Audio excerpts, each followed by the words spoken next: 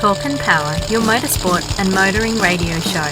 Now on 88.5 FM, The Valley Comes Alive. And podcasting across iTunes and talkandpower.com.au. Hey, look, anyway, as I said, we got James McDonald here from Shannon's here, and he's coming. Look, as we've spoken about already, our 100th episode coming up in a month's time. It's going to be upon us before we know it.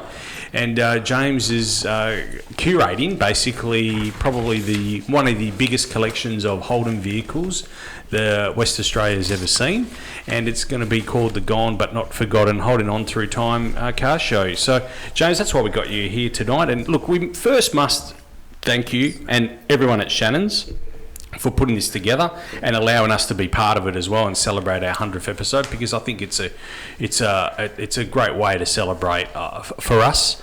Not just this, but all the great work that Shannon does to bring us so many events. You guys get behind so many things, and it's just fantastic that a company like yours does that.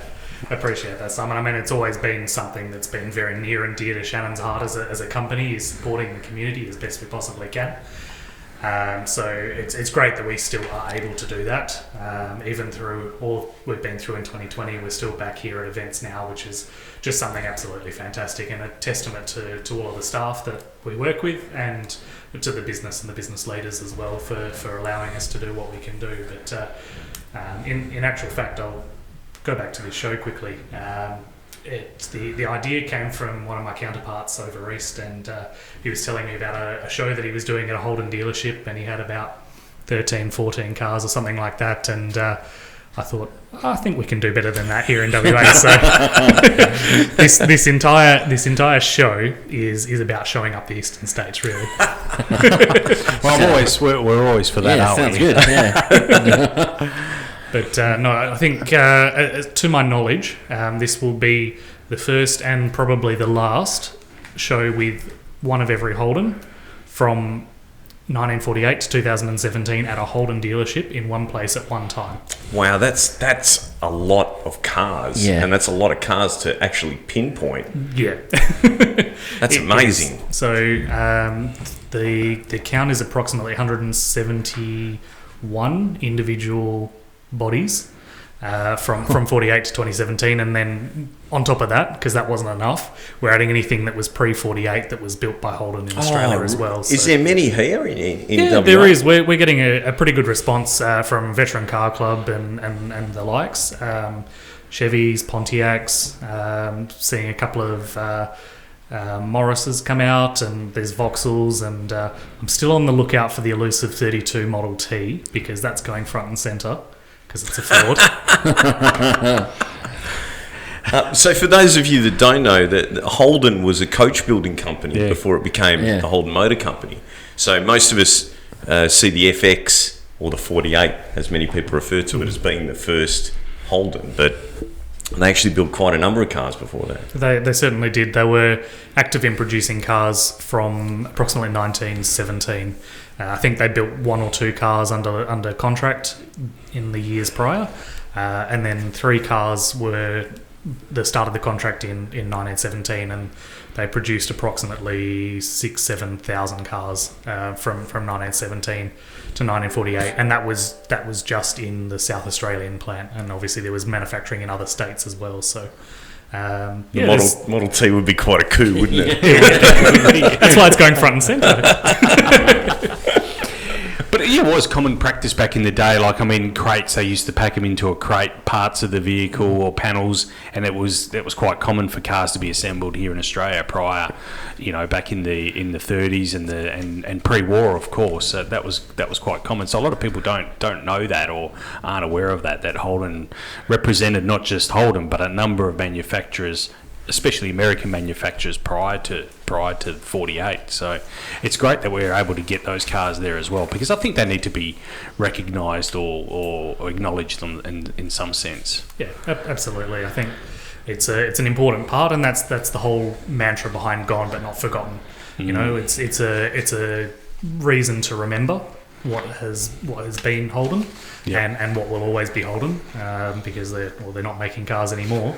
But certainly they're near and dear to many people's hearts and many of your listeners and many people all around Australia. So I guess that's really what I wanted to do, because I know that it is special, and that was why I approached you as Talk and Power in the first place, because I know you're great at telling stories, and I think it's the stories that are important and the most important, and will continue to be the most important going forwards, because eventually we'll lose a lot of these cars, particularly things like Chimeras and Lexans and those sort of fringe cars that weren't enthusiast cars, but enthusiasts own them, and eventually there will be none of those left. No doubt there'll still be your VN SS Group A's and things like that, because people are going to collect and keep those, but the cars that people will potentially forget about, well, they might have been someone's first car, and that's got a near and dear story and the heart, and they'll live on in the stories. So that's what the show's about, is collecting those stories and keeping them for posterity as well. And that brings me to my next point, is like telling the stories. That's what we're there for as well. But I mean, I urge all of our listeners there that are going to be there or entering a car on the day to please come forward. I've already spoken with a few people and they're a bit shy. They don't want to tell their story. There's one particular person that I know. He has a HQ Monaro, and I only found out, he sent me a photo this week, that his car, his HQ Monaro, was actually used by Holden in 2002 to debut the VZ Monaro. So Holden actually used his HQ to debut the 2002 VZ Monaro, and I think that in itself is quite a good claim or a great story. But I know he's quite shy and he doesn't want to come on and tell us that. But this is John. Yeah. I think it's important that people understand that it's not like that. We just have a chat. Yeah. That's all we do. That's all. There's nothing special about it. It's just like we're talking now, but and we're just having a chat, but just with microphones and headphones on, basically. So it's really straightforward. Hey, James, can you tell us? Some of the entrants so far. Can you tell us of some special stories or? I haven't really been collecting the stories yet. Yep. I know that people have been asking me. They're saying, "Oh, what is my car going to qualify? Is it going to be good enough?" And basically.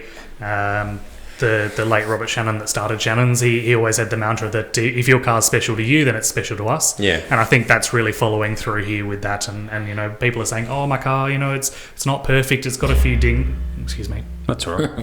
It's got a few dings here and there or whatever. And, but it was their first car and they've had it since they were 17.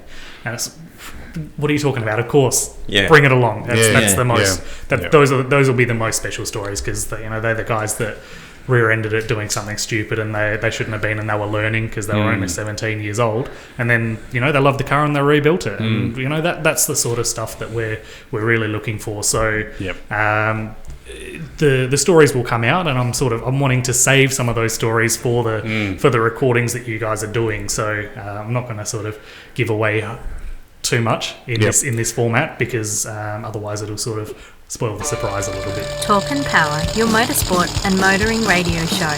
Now on 88.5 FM, The Valley Comes Alive. And podcasting across iTunes and talkandpower.com.au.